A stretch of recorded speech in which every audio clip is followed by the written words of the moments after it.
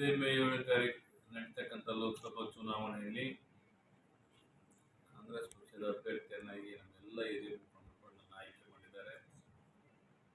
ಈ ಲೋಕಸಭಾ ಚುನಾವಣೆಯಲ್ಲಿ ಇವತ್ತು ನಮ್ಮ ವಾತಾವರಣ ಜನ ಬಿಜೆಪಿಯಿಂದ ಬದಲಾವಣೆಯನ್ನು ಬಯಸ್ತಾ ಇದ್ದಾರೆ. ಇವತ್ತು 10 ವರ್ಷ ಆಡಳಿತವನ್ನು ನೋಡಿ ಬೇಸತ್ತು ಇವತ್ತು ಕಾಂಗ್ರೆಸ್ ಪಕ್ಷದ ಮೇಲೆ ವಿಶ್ವಾಸವನ್ನು ಇರಿಸಿ ಇವತ್ತು ಕಾಂಗ್ರೆಸ್ಸಿಗೆ ಆಶೀರ್ವಾದವನ್ನು ಮಾಡ್ತಕ್ಕಂಥ ಇವತ್ತು ಮಾಡ್ತಾರೆ ಅನ್ನೋ ವಿಶ್ವಾಸ ಇದೆ. ಇವತ್ತು ಲೋಕಸಭಾ ಕ್ಷೇತ್ರದ ಅನೇಕ ಅಭಿವೃದ್ಧಿ ಕಾರ್ಯಕ್ರಮಗಳು ಆಗಬೇಕಾಗಿದೆ. ಇವತ್ತು ಬ್ಯಾಲೆನ್ಸಿಂಗ್ ರಿಸರ್ವಾಯರ್ ಇರ್ಬೋದು, ತುಂಗಭದ್ರಾ ಬ್ಯಾಲೆನ್ಸಿಂಗ್ ರಿಸರ್ವಾಯರ್ ಇರ್ಬೋದು, ಅದ್ರ ಜೊತೆಯಲ್ಲಿ ಇವತ್ತು ನ್ಯಾಷನಲ್ ಹೈವೇ ಇರ್ಬೋದು, ಇವತ್ತು ಹೆಚ್ಚು ರೈಲ್ವೆ ಟ್ರ್ಯಾಕ್ಗಳನ್ನು ಹಾಕೋದಿರ್ಬೋದು, ವಿಮಾನ ನಿಲ್ದಾಣ ಇರ್ಬೋದು, ಇವತ್ತು ರೈಸ್ ಪಾರ್ಕ್ ಇರ್ಬೋದು, ಇಂಥ ಅನೇಕ ಅಭಿವೃದ್ಧಿ ಕೆಲಸಗಳು ಇವತ್ತು ಲೋಕಸಭಾ ಕ್ಷೇತ್ರದಲ್ಲಿ ಆಗಬೇಕಾಗಿದ್ದಾವೆ. ಮುಂದಿನ ದಿನಗಳಲ್ಲಿ ಎಲ್ಲ ಜನ ಆಶೀರ್ವಾದ ಮಾಡಿ ಕಾಂಗ್ರೆಸ್ಗೆ ಅಧಿಕಾರವನ್ನು ಕೊಟ್ಟರೆ ನಮ್ಮೆಲ್ಲ ಮುಖಂಡರ ನೇತೃತ್ವದಲ್ಲಿ ಎಲ್ಲ ಮುಖಂಡರ ಸಲಹೆ ಮೇರೆಗೆ ಎಲ್ಲರ ಸಲಹೆ ತೆಗೆದುಕೊಂಡು ಕ್ಷೇತ್ರದ ಅಭಿವೃದ್ಧಿ ಮಾಡೋ ಕೆಲಸವನ್ನು ನಾವು ಮಾಡ್ತೀವಿ ಅನ್ನೋ ಮಾತನ್ನು ಈ ಸಂದರ್ಭದಲ್ಲಿ ಹೇಳಿ ಬಯಸ್ತೀವಿ. ಸರ್, ಈ 8 ವಿಧಾನಸಭಾ ಕ್ಷೇತ್ರಗಳಲ್ಲಿ ನೀವು ಹೋದ ಕಡೆಯಲ್ಲೆಲ್ಲ ಯಾವ ರೀತಿ ಜನರು ಒಂದು ಅಭಿಪ್ರಾಯ ವ್ಯಕ್ತಪಡಿಸ್ತಾರೆ?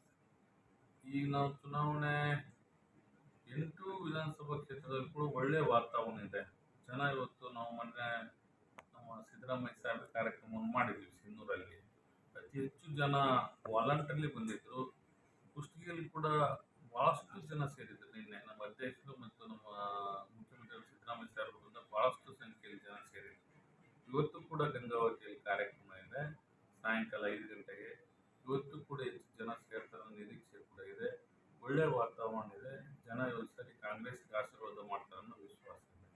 ಸರ್, ನಿನ್ನೆ ಜನಸ್ತೋಮ ನೋಡಿದ್ರೆ ನಿಂದಿರ್ಲಿಕ್ಕೆ ಜನ ಇರಲಿಲ್ಲ, ಅಷ್ಟೊಂದು ಜನ ಕಲಿತಾರೆ ಕುಷ್ಟಗಿನಲ್ಲಿ. ಅಭೂತವಾದ ಒಂದು ಆ ಸಿದ್ದರಾಮಯ್ಯ ಅವರ ಭಾಷಣ ಆಗಲಿ ಅಥವಾ ಎಲ್ಲರೂ ಜನಬೆಂಬಲ ಜಾಸ್ತಿ ಇತ್ತಂತ ಅಲ್ಲಿ ಜನ ಮಾತಾಡ್ತಾ ಇದ್ದಾರೆ. ನಿನ್ನೆ ಜನ ಭಾಳಷ್ಟು ಜನ ಸಂಖ್ಯೆಯಲ್ಲಿ ಜನ ಸೇರಿದ್ರು. ಅಂತ ಬಿಸಿಲಲ್ಲಿ ಮಧ್ಯಾಹ್ನ 3 ಗಂಟೆಗೆ ಭಾಳಷ್ಟು ಸಂಖ್ಯೆಯಲ್ಲಿ ಜನ ಸೇರಿದ್ರು. ತಾಳ್ಮೆಯಿಂದ ಕಾರ್ಯಕ್ರಮ ಮುಗಿಯೋ ಮಟ್ಟನೂ ಸಾಹೇಬ ಭಾಷಣ ಮುಗಿಯೋ ಮಟ್ಟನೂ ಇದ್ರು. ಒಳ್ಳೆಯ ವಾತಾವರಣ ಇದೆ. ಜನರಿಗೆ ಕಾಂಗ್ರೆಸ್ ಪರವಾಗಿ ಅಭಿಮಾನ ಇದೆ, ಆಶೀರ್ವಾದ ಮಾಡ್ತಾರೆ ಅನ್ನೋ ವಿಶ್ವಾಸ.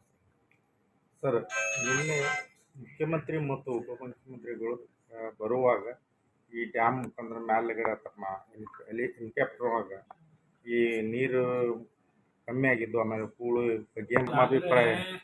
ನವನಿ ಜಲಾಶಯ ಇದ್ದು ಈಗ ಅದನ್ನ ಬಜೆಟ್ ಅಲ್ಲಿ ಈಗಾಗಲೇ ತೆಗೆದುಕೊಂಡಿದ್ದಾರೆ. ನವನಿ ಜಲಾಶಯ ಈಗ ಇನ್ನೂ ಭಾಳಷ್ಟು ಕಾರ್ಯಕ್ರಮಗಳು ಆಗ್ಬೇಕಾಗೈತಿ. ಅವ್ರು ಮುಂದಿನ ದಿನಗಳು ಸಹ ಅಂಥದ್ದು ಮಾಡ್ತಾರೆ. ಕಾಂಗ್ರೆಸ್ ಪಕ್ಷ ಅಭಿವೃದ್ಧಿಯಲ್ಲಿ ವಿಶೇಷವಾಗಿ ನೀರಾವರಿ ಕ್ಷೇತ್ರಕ್ಕೆ ಒತ್ತು ಕೊಟ್ಟು ಕೆಲಸ ಮಾಡ್ತಕ್ಕಂಥ ಕಾಂಗ್ರೆಸ್. ಅಲ್ಲ, ಒಂದು ಖುಷಿ ವಿಷಯ ಅಂದರೆ ಸರ್, ಡ್ಯಾಮ್ ಹೂಳೆತ್ತೋದ್ರ ಬಗ್ಗೆ DCM ಸಾಹೇಬರು ಅದನ್ನ ಈಗ ಮಾಡ್ತಿದ್ದಾರೆ. ಅದನ್ನು ಕೂಡ ಈಗ DCM ಸಾಹೇಬರು ಯಾವ ಸೂಕ್ತ ಹೂಳೆತ್ತದ ಸೂಕ್ತನೋ ಬ್ಯಾಲೆನ್ಸಿಂಗ್ ರಿಸರ್ವ್ ಸೂಕ್ತನೋ ಅವರು ಇಲಾಖೆ ಮಂತ್ರಿಗಳಾಗಿರೋದ್ರಿಂದ ನಮ್ಮ DCM ಸಾಹೇಬರು ಸೂಕ್ತ ತೀರ್ಮಾನವನ್ನು ಮಾಡ್ತಾರೆ.